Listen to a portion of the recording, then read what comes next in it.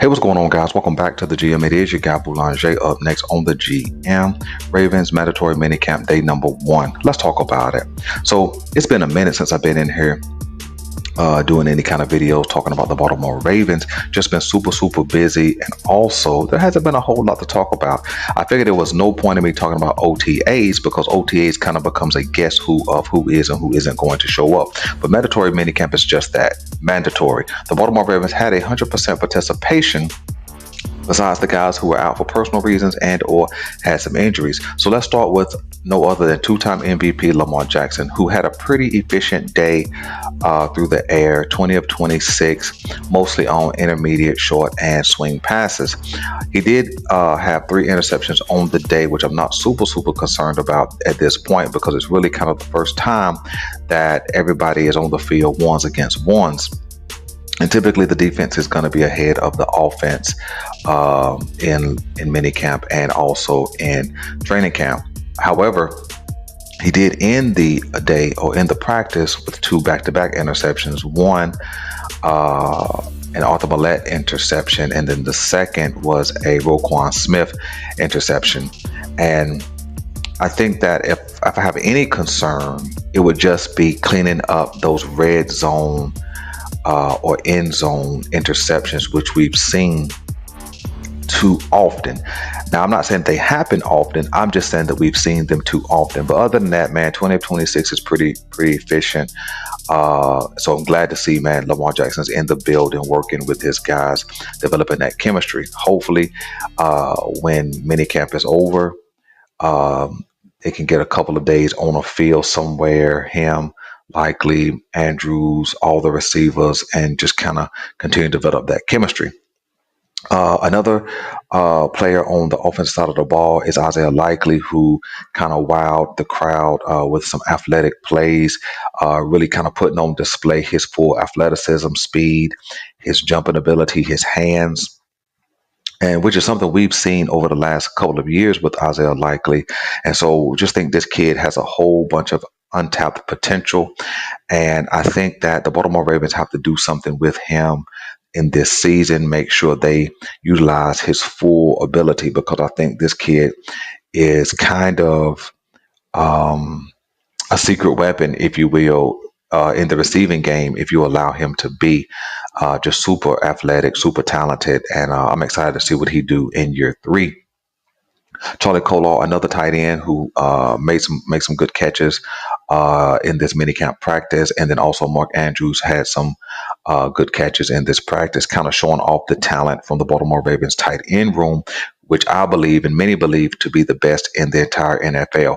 Not that we have the best tight end in the NFL, but the collection of talent we have at tight end, I think, is the best. And so hopefully we use those talents this season, even some 3 tight end sets where all 3 of these guys, these big athletic guys, can get on the field and do some damage at the same time. I think that's it for the offense. Not really want to speak about the offensive line just yet. Want to hear them probably after day 2 or day 3, kind of see what they do over the course of some time, see who stands out. Although with the offensive line, there's not a whole lot that you can really take from shorts, t-shirts, and helmets. But I just want to hear, kind of give them a couple of days to see what they get going. When we jump to the defensive side of the ball, Arthur Millette had a good day. Interception, good coverage, kind of right place, right time. So hopefully he can continue just to build on his year 1 success over into year 2 after picking up that 2-year contract with the Baltimore Ravens. Brandon Stevens had an interception off of Derrick Henry. Derrick Henry kind of bobbled the ball, which was one of Lamar Jackson's 3 interceptions, and Brandon Stevens was right place, right time. Brandon Stevens is a guy I think the Baltimore Ravens need to look to sign now.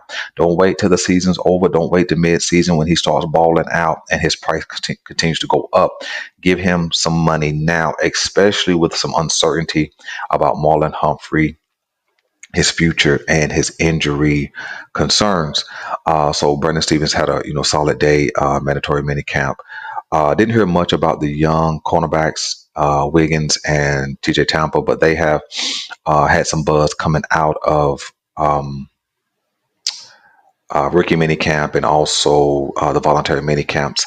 Darius Washington was talked about a couple of different times, being in the right place, right time, good coverage. And so sounds like he's going to try and lock up one of those safety spots or maybe a second nickel corner spot. So Darius Washington showed well yesterday. A guy that I'm super excited about is Tavius Robinson. Tavius Robinson has been buzzing since voluntary minicamp, and so he comes in to mandatory minicamp bigger, thicker, stronger, and still, kind of aggressive, still putting on a good show. I think that he could be. Right, if he continues his trajectory, continues to build on a solid rookie season, he could be the edge rusher that we've been looking for since Terrell Suggs.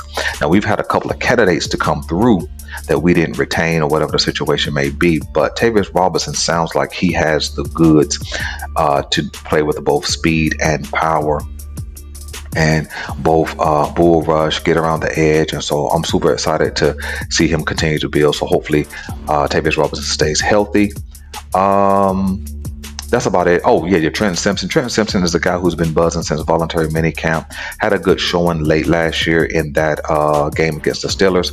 And he comes in, looks to be in good shape, showing off his speed, showing off his athleticism, his ability to cover. And Roquan Smith speaks glowingly about Trenton Simpson. I think that he could be a really good replacement, maybe even an upgrade at some point over Patrick Queen. This is not me banging on Patrick Queen or anything like that. But, he's joined a new team, so it is what it is. But Trent Simpson is a guy that I selected prior to the Baltimore Ravens even drafting him, that he would be the best Patrick Queen replacement. And with all signs are pointing in that direction, but we have to wait and see what that looks like in real live game footage. But Trent Simpson is a guy who's still showing well. So hopefully day 2 we have another good report about Trent Simpson and the rest of the guys that we mentioned. So man, that's it, man. I'm out of here. I'll be back for day 2 and day 3. Then I got some really good content, some conversational pieces coming late June and throughout the month of July leading up to training camp. I'm your guy Boulanger. This is the GM. We're out.